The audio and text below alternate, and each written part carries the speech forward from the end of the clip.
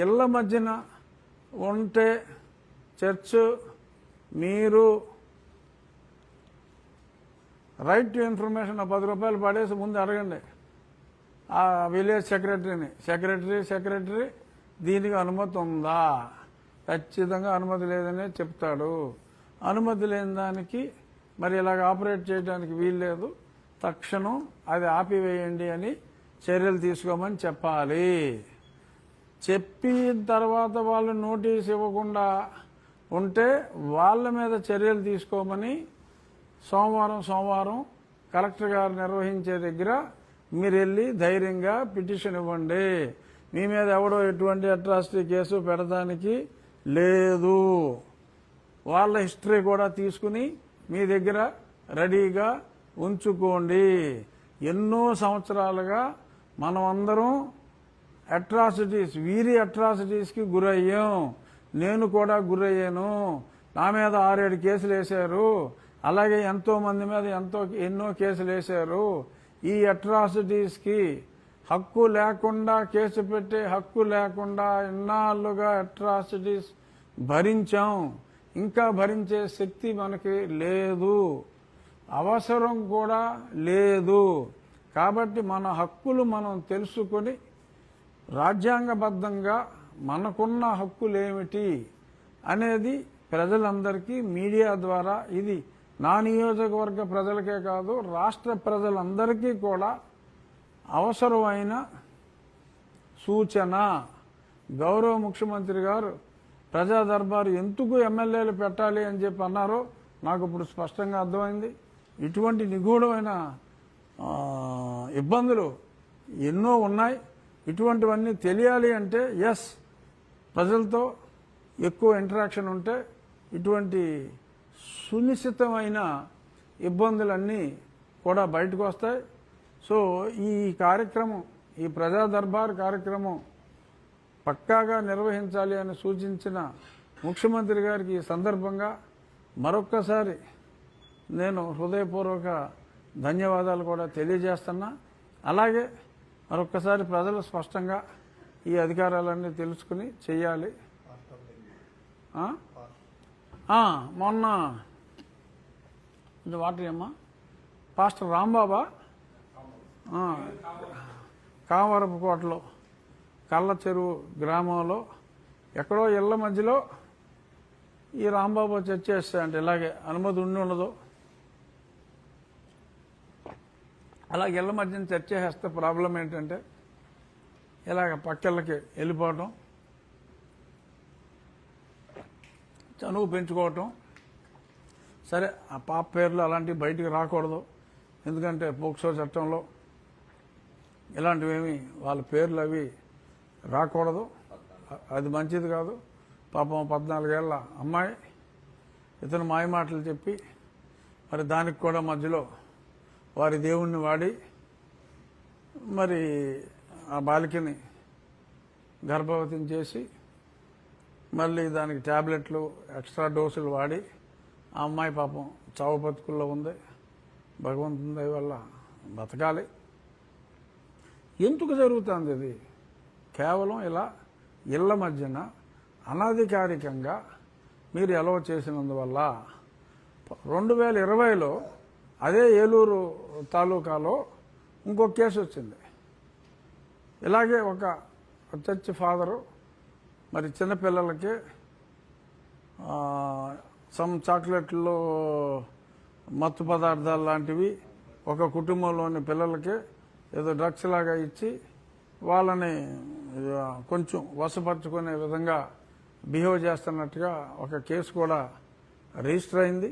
సరే మళ్ళీ ఆ తర్వాత కేసు వివరాలు ఏవని అనేది బయటికి రానవలేదు. ఎందుకంటే వాళ్ళ లాబీ అలాంటిది. వాళ్ళు అయ్యో ట్రై చేసుకుంటారు. చాలామంది పోలీసు అధికారులు కూడా ఉన్నారు కదా, మన సునీల్ కుమార్ లాంటి వాళ్ళు దళిత క్రైస్తవుల హక్కుల కోసం, ఫాదర్ల హక్కుల కోసం, ఫాదరు నువ్వు నాకు ఇది ఇచ్చావు, నువ్వు నాకు అది ఇచ్చావు అని చెప్పి చెప్తూ ఉంటారు. కాబట్టి మరి వాళ్ళు ఈ రకంగా మరి కొన్ని చోట్ల ఇన్ఫ్లుయెన్స్ చేస్తున్నారేమో నాకు తెలీదు. ఏదైనప్పటికీ ఆ కేసు కూడా ఇంకా అపరిష్కృతంగానే ఉన్నట్టుంది. ఇలాంటివన్నిటికీ ఒకే ఒక్క సమాధానం,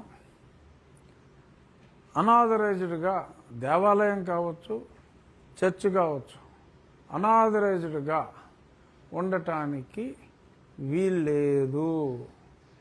90% హిందూ దేవాలయాలు ఓకే ఎండోమెంట్స్ కంట్రోల్లో ఉన్నాయి. రోడ్ల పక్కన ఎక్కడ పడితే అక్కడ ఇష్టం వచ్చినట్టు కట్టిన వాటి మీద చర్యలు తీసుకోవాలి. నేను కూడా దానికి ఎటువంటి మద్దతు ఇవ్వట్లా.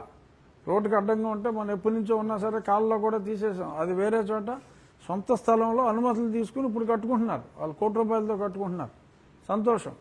కానీ ఇలాగ రోడ్ల మీద కాలువగట్ల మీద కట్టింది చర్చ్ అయినా దేవాలయం అయినా సరే ఉండటానికి వీల్లేదు. ప్రజా జీవితానికి ఆటంకం కలిగించకూడదు, ప్రజల మూమెంట్కి ఆటంకం కలిగించకూడదు. రేపు కాలువ రిపేర్ చేయాలంటే అక్కడ రోడ్డు మూసేశారనుకోండి, ఒక చర్చ్ కట్టు ఒక దేవాలయం కట్టు. డెఫినెట్గా మసీదులు అలాంటి చోట్ల ఎవడో కట్టలా, నేను ఎక్కడ చూడలా.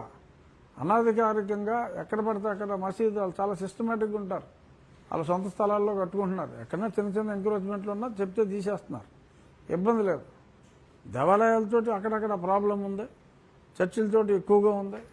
ఎందుకంటే వారికి ఏదో కవచకుండలాలు ఉన్నాయనే ఉద్దేశంలో మరి కొంచెం ఓవర్ ప్లే చేసిన మాట వాస్తవం. అందరం కలిసి ఉండాలి, అందరికీ మత సామరస్యం ఉండాలి. హిందుత్వాన్ని క్రైస్తవులు గౌరవించాలి, క్రైస్తవాన్ని హిందువులు గౌరవించాలి. మీరు రూల్స్ ఫాలో అవ్వాలి, హిందువులే రూల్స్ ఫాలో అవ్వాలి, మాకు ఫాలో అవ్వక్కర్లేదని శ్రావణ్ కుమార్ చెప్పినట్టు కుదరదు. అందరూ రూల్స్ ఫాలో అవ్వాలి, అందరూ రూల్స్ ఫాలో అవుదాం.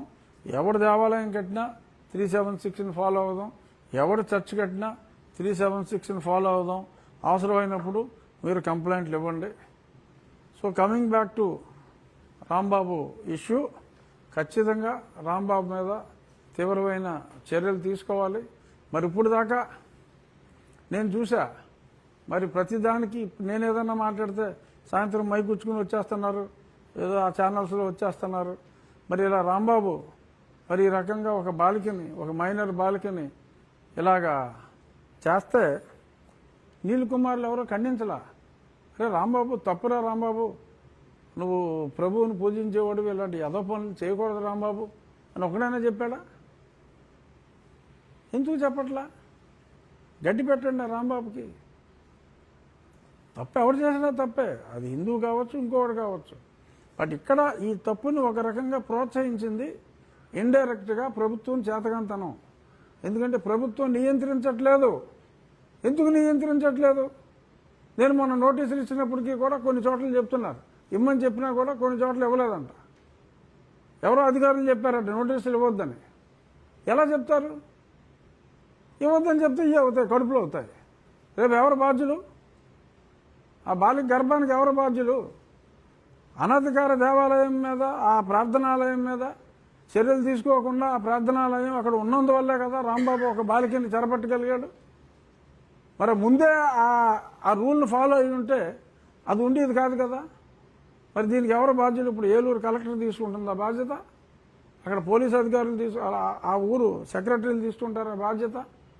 విచ్చలవిడిగా వదిలేసి ఎక్కడ పడితే అక్కడ ఇళ్ల మధ్యన తీర్మానాలని ఓట్ల రాజకీయం కోసం చర్యలు తీసుకోకుండా వదిలేసి ఇవాళ ఎవరో ఆ చిన్న పాప ఆవిడ జీవితానికి ఏంటి?